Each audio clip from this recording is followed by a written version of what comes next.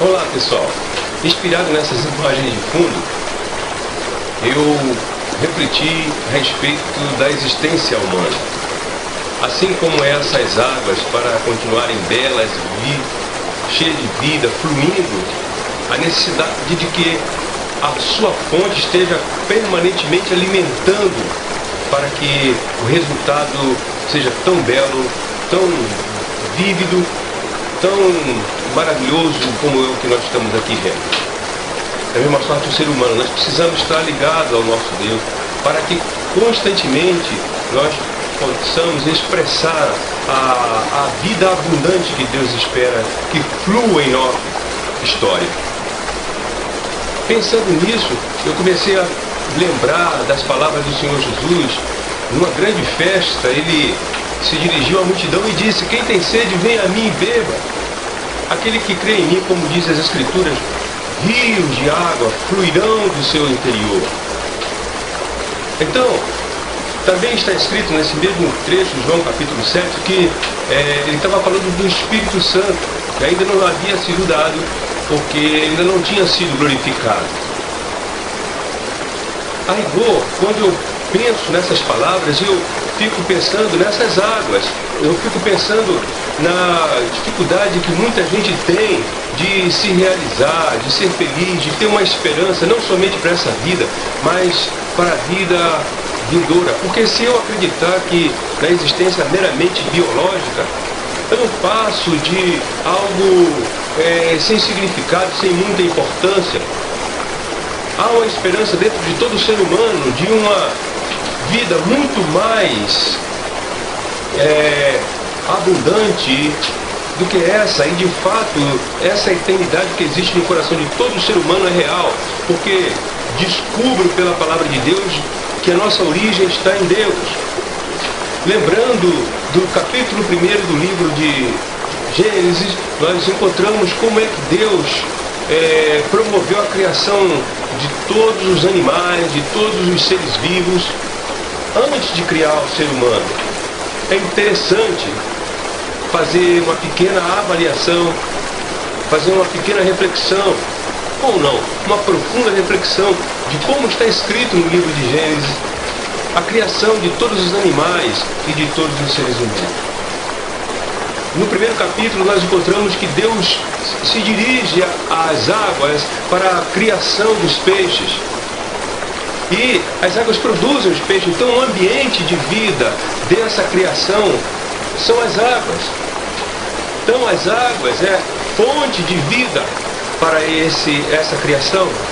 Da mesma sorte, quando Deus quis criar os animais, os bois, ele se dirigiu à terra. E a terra produziu toda sorte de animais conforme a sua espécie. Mas esses animais só vivem, conseguem sobreviver se permanecerem conectados à sua origem, à sua fonte. E agora o ser humano? O que dizer do ser humano? No mesmo capítulo está relatado como Deus criou o ser humano. Ele não se dirigiu a qualquer coisa criada para que ele pudesse gerar o ser humano. Está escrito que ele falou a si mesmo, ele disse: façamos o homem segundo a nossa imagem e semelhança. Isso me reporta a minha origem, a minha fonte principal, que é o próprio Deus, Ele mesmo. Então eu sou imagem e semelhança de Deus. Eu fui criado para funcionar semelhantemente como Deus funciona, no seu caráter, no seu poder, enfim, sem me desconectar dele, porque ele é a minha fonte. Todavia, no capítulo 2 de Gênesis nós encontramos uma outra informação muito importante. No tocante ao nosso corpo, ele também não se dirigiu a nenhuma coisa criada para criar o nosso corpo. Ele formou, ele fez como que elaborou da terra o nosso corpo humano. Logo, o nosso corpo humano, ele não subsiste se ele for desligado, desconectado da terra. Permanentemente, ele precisa se alimentar. E o alimento que o sustenta tem origem na terra, em alimentos elaborados na natureza. vegetais, frutas, legumes, proteínas vindas dos próprios animais que saíam da terra, dos peixes. Então, esse corpo, para funcionar bem, fluir bem, ser belo, ser bonito, precisa ser bem alimentado. E essa alimentação vem de onde? Vem da terra, da sua origem. E o ser espiritual? No início, infelizmente, apesar do Criador ter dado instruções para o primeiro homem, meu ancestral primário, digamos assim, que ele não deixasse observar as orientações do seu Criador para que ele continuasse ligado à sua criação, ao seu Criador. Mas, infelizmente, ele preferiu se deixar levar por instruções de terceiro, que não tinha nenhum compromisso com ele, ao contrário, o queria justamente que ele se desconectasse da sua fonte, porque ele sabia, esse elemento maligno, de que se ele se desconectasse da sua fonte, ele se separaria, logo perderia a vida, o fluir da vida, da maior expressão possível que o ser humano pode ter. Passaria a ser meramente o animal biológico que se originou na formação do corpo da terra. Mas, apesar do ser humano por ter recebido de Deus essa possibilidade, por livre arbítrio, ter a capacidade de escolher, ele escolheu o mal. Mas Deus já, de alguma forma, sabia que ele iria fazer isso, porque está escrito que o Cordeiro foi morto antes da formação do mundo, antes da criação do mundo.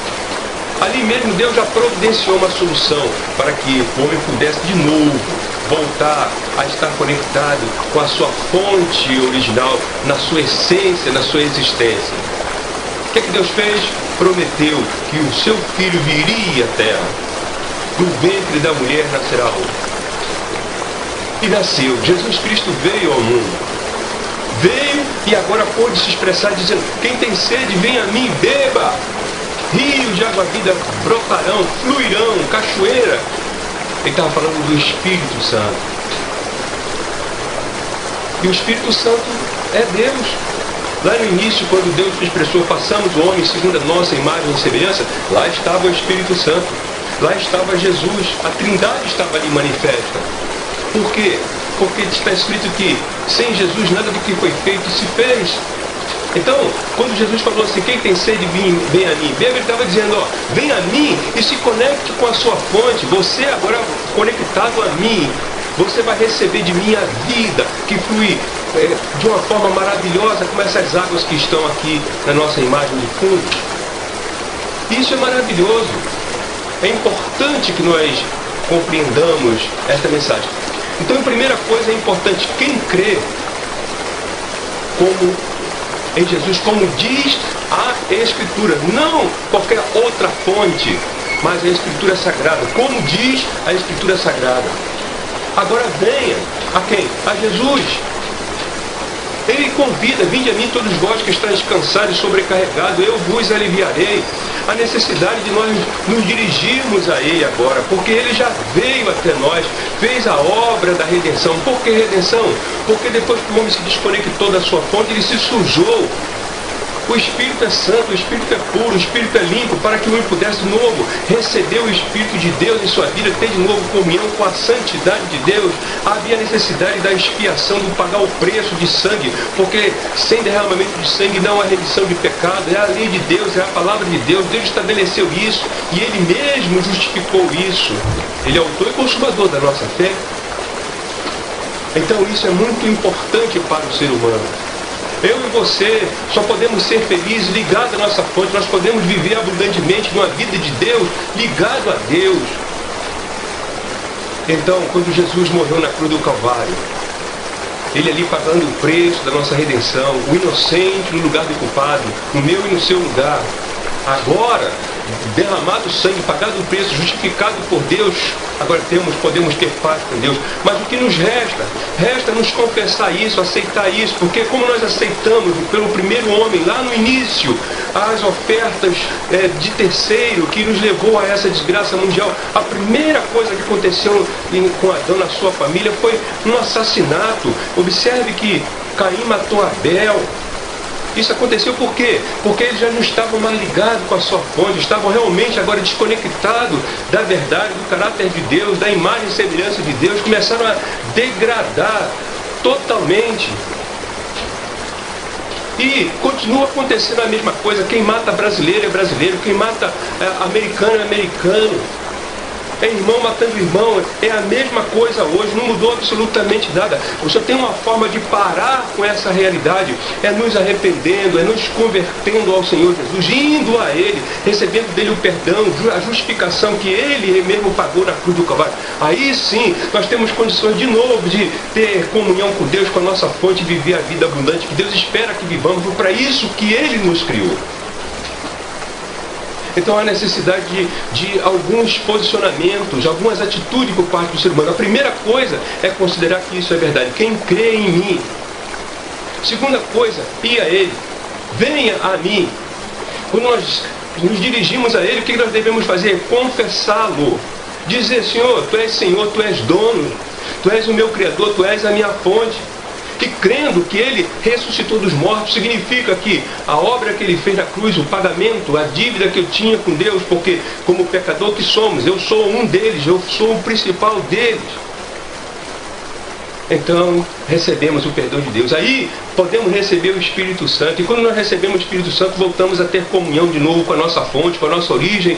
E voltamos a ter a vida de Deus. E voltamos a ter esperança, enfim. Flui não somente para a nossa vida, mas para todos que estão próximos a nós. Que essa palavra hoje possa entrar no seu coração, como entrou no meu. Que você possa ser uma nova criação.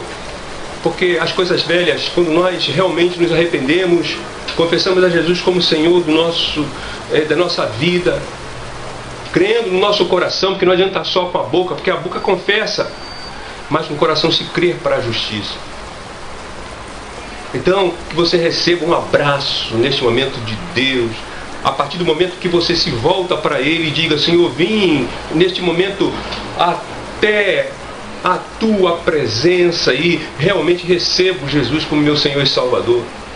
E a partir de então você vai ser chamado Filho de Deus.